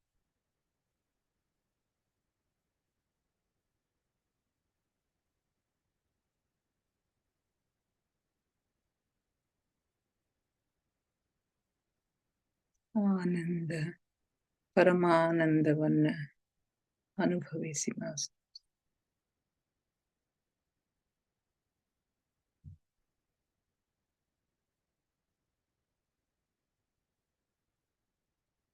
ಆ ಸೀತಾಮಾತೆಯ ಶಕ್ತಿಯನ್ನ ಅನುಭವಿಸಿ, ಅವಳ ಉಪಸ್ಥಿತಿಯನ್ನ ಅನುಭವಿಸಿ, ಅವಳ ಪ್ರೀತಿಯನ್ನ ಅನುಭವಿಸಿ. ಅವೆಲ್ಲವನ್ನು ಬದುಕಿ ಮಾಸ್ಟರ್ಸ್, ಬದುಕಿ.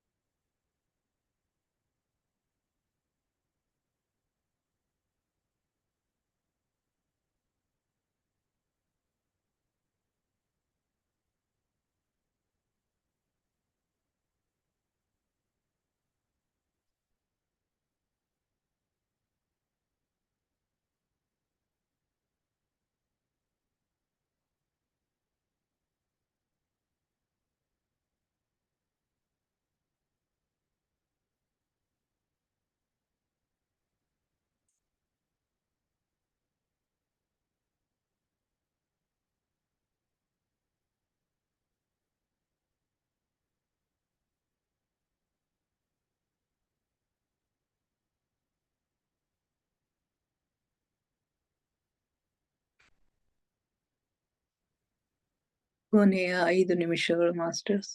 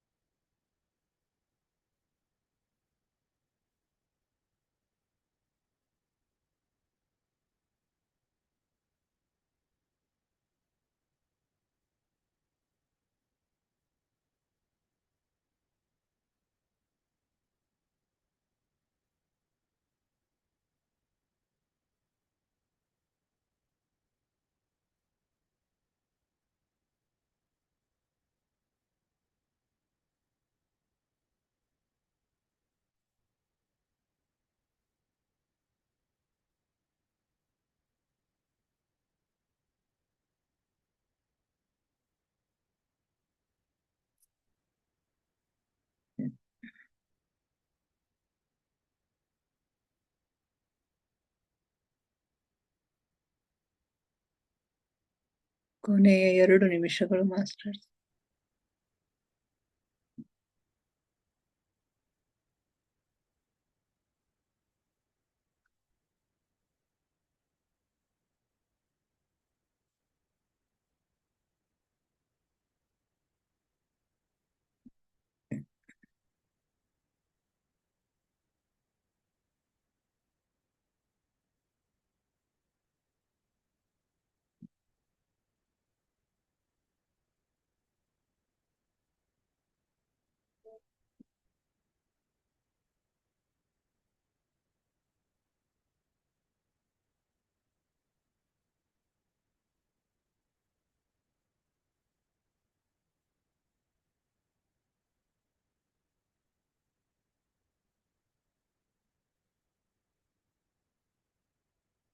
ಕೊನೆಯ 1 ನಿಮಿಷ ಮಾಸ್ಟರ್ಸ್. ನಿಧಾನವಾಗಿ ಧ್ಯಾನದಿಂದ ಹೊರಬರಲು ಪ್ರಯತ್ನಿಸಿ ಮಾಸ್ಟರ್.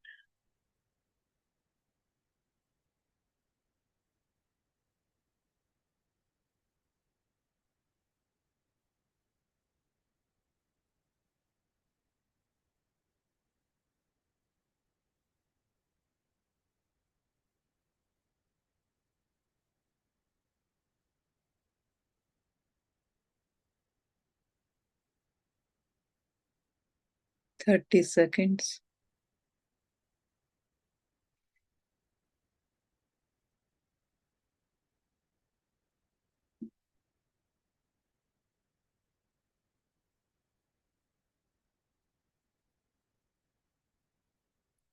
Ten seconds.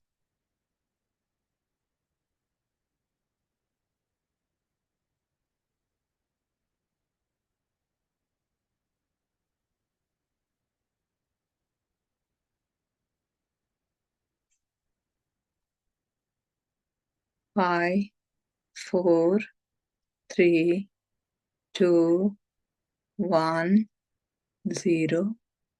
ನಿಧಾನವಾಗಿ ನಿಮ್ಮ ಕೈ ಬೆರಳುಗಳನ್ನ ಬಿಡಿಸ್ಕೊಂಡು ಕಣ್ಣಿನ ಮೇಲೆ ಇಟ್ಕೊಳ್ಳಿ ಮಾಸ್ಟರ್ಸ್.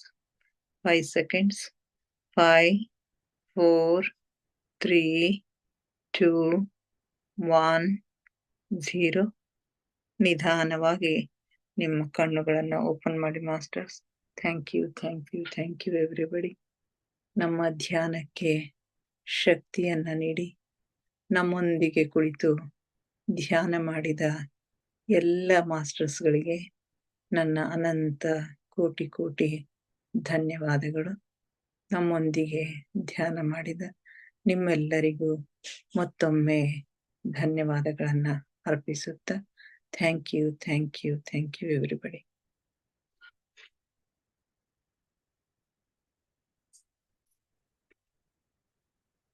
ಯಾರಾದ್ರೂ ಏನಾದ್ರು ಶೇರ್ ಮಾಡ್ಕೊಳ್ತಾ ಇದ್ರೆ ಮಾಡ್ಕೊಳ್ರಿ. Hello hello. ಹಲೋ ರೀ ಮೇಡಮ್, ಕೇಳಿಸ್ತೀವತ್ತ? ಹೇಳ್ರಿ ಮೇಡಮ್. ಇಲ್ಲ ಏನಿಲ್ಲ, ಇವತ್ತು ಯಾಕೋ ಸ್ವಲ್ಪ ನಿದ್ದೆ ಬಂದಂಗಾಯ್ತು. ನಡು ನಡು ಉಸಿರಿನ ಕಡೆ ಗಮನ ಕೊಡ್ಲಿಕತ್ತಿದ್ದ, ಮತ್ತೊಂದ್ ಸ್ವಲ್ಪ ನಿದ್ದೆ ಹತ್ತದಂಗ ಆಗ್ತಿತ್ತು. ಅದು ಇವತ್ತು ಬಹಳ ಟೈರ್ಡ್ ಆಗಿದ್ದೀರಿ, ಕೆಲಸ ನಡೆದ್ ಮನಿ ಅದ್ರ. ಬಟ್ ಚಲೋ ಅನಸ್ತ್ರಿ, ಶೀತ ಏನಾಯ್ತು ಅಂತನೂ ನಡು ನಡು ಉಸಿರಿನ ಕಡೆ ಗಮನ ಕೊಡೋದು ಚಲೋ ಅನಸ್ತ್ರಿ madam. Okay madam, okay okay. Tired ಆಯ್ತು ಒಂದ್ ಸ್ವಲ್ಪ ಅಂದ್ರೆ ಸರ್ ನಿದ್ದೆನೂ ಅದನ್ನು ಧ್ಯಾನ ಮೇಡಮ್. ಅದು ಇತ್ರಿ, ಇತ್ತು ಗೊತ್ತಾಗ್ತಿತ್ತು. ಹೌದು ಹೌದ್ರಿ. Okay madam, okay. ಓಕೆ, ಮತ್ಯಾರಾದ್ರೂ ಶೇರ್ ಮಾಡ್ಕೊಳ್ತೀರಿ? ಗಂಗಾ. ಹಲೋ. ಹಲೋ ರೇಖಾ. ಹೇಳಮ್ಮ. ತುಂಬಾ ನಿಮ್ ಎಕ್ಸ್ಪ್ಲನೇಷನ್ ತುಂಬಾ ಚೆನ್ನಾಗ್ ಅನಿಸ್ತು. ಹೌದಾ? ಬಹಳ ಕಣ್ಣಿಗೆ ಕಟ್ಟುವಂಗ್ ತುಂಬಾ. ಅದೇನ್ ಇದ್ರಲ್ಲಿ ಕಾರ್ಡ್ನಲ್ಲಿ ಫುಲ್ ಪಿಕ್ಚರ್ ಎಲ್ಲಾ ಕಣ್ಣಿಗೆ ಬಂದಂಗ ಕಣ್ ಮುಂದ್ ಬಂದಂಗ ಆಗ್ತಾ ಇದ್ದು. ತುಂಬಾ ಚೆನ್ನಾಗ್ ಅನಿಸ್ತು. ಆಮೇಲೆ ಧ್ಯಾನದೊಳಗ್ ಧ್ಯಾನ ನಿದ್ರೆ ಆಯ್ತು. ಅದ್ರಲ್ಲಿ ಯಾರಂತ ಏನು ಕಾಣಿಸ್ಲಿಲ್ಲ. ನೀವ್ ಹೇಳ್ದಾಗೆ ಮಾಡುವೆ ತಂದೆ, ನೀ ಹೇಳ್ದಾಗೆ ಮಾಡುವೆ ತಂದೆ ಅಂತ ನಾ ಹೇಳ್ತಾ ಇದ್ದೆ. ಬಟ್ ಅದು ಯಾರು ಏನು ನಂಗ್ ಸ್ವಲ್ಪ ನೆರಳು ಏನೋ ಗೊತ್ತಿಲ್ಲ. ಬಟ್ ಅಷ್ಟು ನಾನ್ ಕ್ಲಿಯರ್ ಆಗಿಲ್ಲ ಅದು ಅದ್ರ ಬಗ್ಗೆ. ಬಟ್ ನಾನ್ ಹೇಳ್ದೆ, ನೀವ್ ಹೇಳ್ದಾಗೆ ಮಾಡುವೆ ತಂದೆ, ನೀವ್ ಹೇಳ್ದಾಗೆ ಮಾಡುವೆ ತಂದೆ ಅಂತ. ಕ್ಲಾರಿಟಿ ಮತ್ತ ಅದೇ ಇದ್ ಮಾಡ್ಕೊಂಡ್ ಬೇಕಿದ್ರು ಕೂಡ ಧ್ಯಾನಕ್ಕ ಕ್ಲಾರಿಟಿ ಬರ್ತದೆ. ಹೌದಲ್ರಿ? ಆಮೇಲೆ ಕೈಗಳು ಹ್ಮ್ ಕೈಗಳು ಬಳಿ ಇಟ್ಕೊಂಡು ಒಂಥರ ಫುಲ್ ಇದ್ರಲ್ಲಿ 2 ಕೈಗಳು ಬರೀ ಹ್ಮ್ ಹಿಂಗ್ ಹ್ಮ್ ಅಂಗೈ 2 ಜೋಡಿಸಿದ್ರೆ ಅಂಗೈಯ ಹ್ಮ್ ಹ್ಮ್ ಹ್ಮ್ ಹ್ಮ್ ಕೆಂಪು ಬಳಿ 2 ಅಂಗೈ ಕಾಣಿಸ್ತು ಅದೇನ ಹೌದಾ? ಹ್ಮ್ Okay. ಹ್ಮ್ ಏನ್ ಬರ್ತಾವ ಅನುಭವಿಸ್ಕೊತ ಹೋಗೋದಷ್ಟೇ. ಅದೇ ಹ್ಞೂನ್ರಿಕ್ಕ ಹ್ಮ್ ಅದೇ ಮುಂದ್ ಒಂದ್ಸರಿ ಕ್ಲಿಯರ್ ಇದು ಬರ್ತದ ಮುಂದಿನ ಕ್ಲಾರಿಟಿ ಬಂದ್ಬಿಟ್ಟದಲ್ಲ ಈಗಾಗ್ಲೇ ನಿನಗ. ಹ್ಞೂನ್ರಿ ಓಕೆ ಓಕೆ ರೀ ಅಕ್ಕ ಒಳ್ಳೆ ಅನುಭವಗಳು. ಅಕ್ಕ ಥ್ಯಾಂಕ್ ಯು. ಓಕೆ ಮತ್ತೆ ಯಾರಾದ್ರೂ ಮಾತಾಡ್ತೀರಿ ಮೇಡಮ್? ವಿಜಯಲಕ್ಷ್ಮಿ ಮೇಡಮ್ ಮಾತಾಡ್ತೀರಿ? ಹಲೋ, ಇದ್ದೀರಿ ಮೇಡಮ್? ಇದ್ದೀನಿ ಮೇಡಮ್, ಇದ್ದೀನಿ. ಹಾ ಹಾ ಚೆನ್ನಾಗ್ ಅನ್ನಿಸ್ತು ಮೇಡಮ್ ಇವತ್ತು. ಅದು ಮೆಡಿಟೇಷನ್ ಅಲ್ಲಿ ಎಲ್ಲೋ ಹೋಗ್ತಾ ಇದ್ದೆ. ನನ್ಗೂ ಕಾಡಲ್ಲಿ ನವಿಲು ಡಾನ್ಸ್ ಮಾಡೋದ್ ಕಾಣಿಸ್ತು. Good good good. ಅದು ಹಾ